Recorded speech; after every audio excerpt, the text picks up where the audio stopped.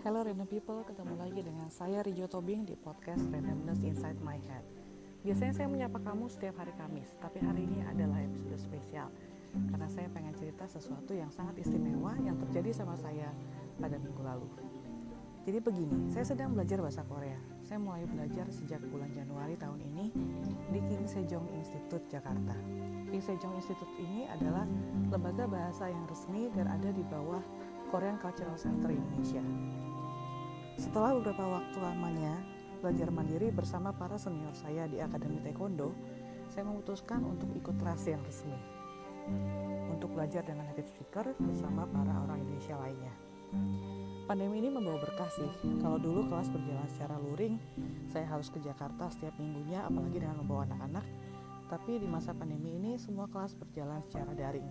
Jadi saya cukup login Zoom, saya bisa belajar selama 2 kali seminggu, masing-masing 2 jam selama 4 bulan untuk 1 term. Nah, saya mengikuti lomba menulis dan berbicara dalam bahasa Korea yang diadakan oleh King Sejong Institute sebagai acara rutinnya. Jadi dalam 1 tahun itu ada 2 term, dan di sela-sela 2 term itu ada lomba menulis dan berbicara khusus untuk para siswa KSI. Awalnya saya berpikir, saya gak akan berani nih ikutan lomba berbicara. Masalahnya saya harus tampil di depan umum melalui YouTube Live dari akunnya Korean Cultural Center Indonesia untuk menyampaikan pendapat saya mengenai satu tema yang saya pilih. Saya masih level 1 dari 8 plus level untuk persiapan topik. Topik itu semacam TOEFL untuk bahasa Korea. Saya pikir saya ini masih baik banget. Apa sih yang bisa saya tulis dan saya bicarakan sebagai seorang yang baru belajar bahasa Korea tahun ini. Jadi saya memilih lomba menulis. Memang penilaiannya tidak dibedakan untuk yang level lanjutan maupun yang level dasar. Tapi setidaknya dengan menulis saya bisa mengedit apa yang saya tulis. Kalau berbicara, saya takut kesleo, terus terang. Jadi akhirnya saya memilih untuk mengikuti lomba menulis saja. Walaupun sebenarnya untuk lomba berbicara, setiap peserta disarankan untuk membuat skrip, mengumpulkan skrip lalu berlatih sendiri berkali-kali sebelum tampil pada hari H. Jadi pengumumannya pada tanggal 16 Juni dan lombanya sendiri diadakan pada tanggal 30 Juni. 2 minggu, waktu yang cukup untuk mempersiapkan diri. Kesan saya setelah mengikuti lomba menulis dalam bahasa Korea itu adalah begini. Susah. Terus terang, susah banget. Karena tata bahasanya beda. Tata bahasa beda, vocabulary, kosakata apalagi kan. Dan kata kerja Korea seperti kamu mungkin tahu kalau kamu sering nonton drakor, itu berkonjugasi setiap saat. Karena dia basicnya adalah word stem. Jadi ada kata dasar yang semuanya diakhiri dengan akhiran da. Mokta itu buat makan, masida itu buat minum. Nah, begitu bergantung pada tenses dan jenis honorific, apakah itu kasual atau formal, tingkat kesopanannya berbeda-beda, kata kerja itu akan berkonjugasi. Jadi saya berpikir-pikir, kalau saya menulis, saya memilih bentuk yang mana? Yang kasual terus dari awal sampai akhir tulisan, atau yang formal terus? Akhirnya saya memutuskan untuk memakai yang bentuk formal. Dimulai dengan Annyeong Hasimnika, bukan Annyeong Haseo. Lalu saya memulai dengan perkenalan diri, Rijo Imnida, lalu bercerita dari mana saya berasal dan bagaimana tanggapan saya terhadap tema yang saya pilih. Tema yang saya pilih adalah apa yang akan saya lakukan kalau saya bisa ke Korea lagi. Itu pertanyaan yang gampang banget. Saya sudah ke Korea berkali-kali, sendiri backpacking maupun dengan keluarga. Dan terus terang sebelum pandemi banget, kami sudah berniat untuk ke sana, tapi teman saya di sana bilang kalau kasus sudah pecah di Daegu waktu itu dan menyarankan saya untuk membatalkan perjalanan. Benar saja, bulan Maret negara api melanda negara ini, jadi akhirnya semua rencana perjalanan batal dan saat ini hanya bisa berharap pandemi akan segera berakhir supaya kami bisa mengunjungi Korea pada suatu saat. Satu hal yang saya suka dari lomba menulis yaitu kemampuan untuk mengedit pikiran dan memastikan konjugasi itu berubah dengan tepat. Lain halnya kalau saya mengikuti lomba berbicara. Tapi ada satu kesalahan fatal saya. Jadi setiap peserta dari lomba menulis dan berbicara itu kan dikumpulkan dalam satu WA group. Saya tergabung dalam banyak WA group, jadi kadang saya kehilangan atau skip atau miss beberapa informasi. Nah, waktu itu tanggal 30 Juni pukul 10 adalah waktu untuk lomba menulis. Pada pukul 9.59 saya baru menyadari bahwa ada kertas kotak-kotak yang harus saya print. Jadi aslinya bahasa Korea itu ditulis dalam kertas yang berformat kotak-kotak. Satu kotak merepresentasikan satu suku kata. Jadi misalnya nama saya Rijo, itu akan mengisi 2 kotak, Ri dan Jo. Begitu. Dan waktu itu saya cukup panik karena lomba sudah dimulai, walaupun ada beberapa acara sambutan atau perkenalan dari kepala KSI dan kepala Korean Cultural Center Indonesia, tapi saya tidak memiliki waktu banyak untuk mencetak kertas itu. Kertasnya ada 4 halaman dan itu ekivalen dengan 500 kata. Jadi satu lembar A4 kotak-kotak itu ekivalen dengan sekitar 125 kata. Saya sambil memantengi laptop karena ikutan Zoom dari laptop dan membuka HP juga, saya minta tolong ke suami, ini bagaimana? Karena saya tidak bisa memprint kertas berformat kotak-kotak itu. Akhirnya anak saya juga membantu dan kertas baru bisa keluar dari printer 30 menit kemudian.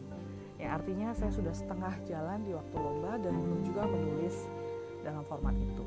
Jadi saya menghabiskan setengah jam pertama untuk menulis semua yang saya ingin tuangkan, lalu setengah jam berikutnya untuk memindahkan ke format kertas berkotak-kotak, sambil memeriksa perubahan konjugasi kata kerja, apakah sudah tepat atau tidak dengan bentuk formal jondaetmal yang saya inginkan. Ternyata setelah saya pindahkan, semua kata-kata banyak yang saya tulis itu bahkan tidak memenuhi 2 lembar kertas A4. Jadi saya bisa dibilang gagal memenuhi target 500 kata dalam 1 jam. Ditambah ya seperti saya bilang tadi, penilaian untuk yang level dasar maupun level menengah itu tidak dibedakan. Jadi secara tata bahasa dan kosakata dan banyak hal lainnya, saya sudah pasti tidak mungkin menang dari kakak-kakak senior 14 orang lainnya yang dari level Sejong 2-8 yang mengikuti lomba ini.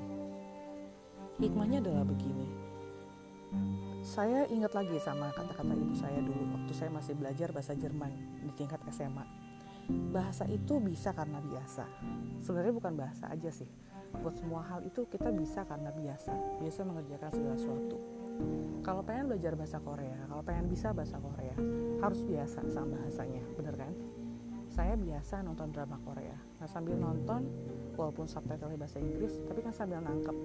Oh kalau dari kata kerja kada, pergi, tiba-tiba bisa berubah jadi kamnida. Saya pergi tapi ngomongnya ke teacher, berarti ke orang yang lebih tua. Atau kayo buat orang yang keluarga atau teman yang lebih kasual. Atau kasoyo artinya did go untuk past tense ya. Itu saya punya exposure itu untuk mendengar, untuk membiasakan diri mendengar bahasa Korea. Tapi saya tidak punya waktu yang cukup, kesempatan yang cukup untuk sering menulis dalam bahasa Korea. Jadi itu merupakan kelemahan yang menjadi titik kekalahan saya waktu lomba menulis kemarin. Saya tidak cukup terbiasa menulis dalam bahasa Korea walaupun saya biasa mendengar orang Korea berbicara dalam drama maupun di Akademi Taekwondo tempat kedua anak saya berlatih dan tempat saya dulu juga berlatih sebelum pandemi menyerang negara kita. Jadi pelajaran yang saya ambil dari lomba menulis itu adalah saya mau belajar rutin menulis dalam bahasa Korea. Kebetulan suami saya memberikan sebuah jurnal yang diberikan oleh suppliernya yang berasal dari Korea, namanya Lotte Company. Pasti pernah dengar ya, itu perusahaan yang sangat besar di sana. Dan lucunya saya belajar menulis jurnal, diary gitu ya, dalam bahasa Korea di jurnal yang diberikan oleh perusahaan Korea. Kebiasaan itu saya mulai sejak tanggal 1 kemarin, hanya beberapa kalimat saja per hari, tapi saya ingin membiasakan diri untuk menuangkan huruf-huruf yang sama sekali berbeda dengan alfabet yang kita tahu.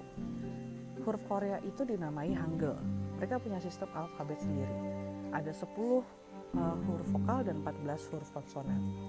Menggabungkannya itu seperti bermain Lego atau seperti alfabet yang kita tahu ya. Cuman penulisannya adalah per suku kata.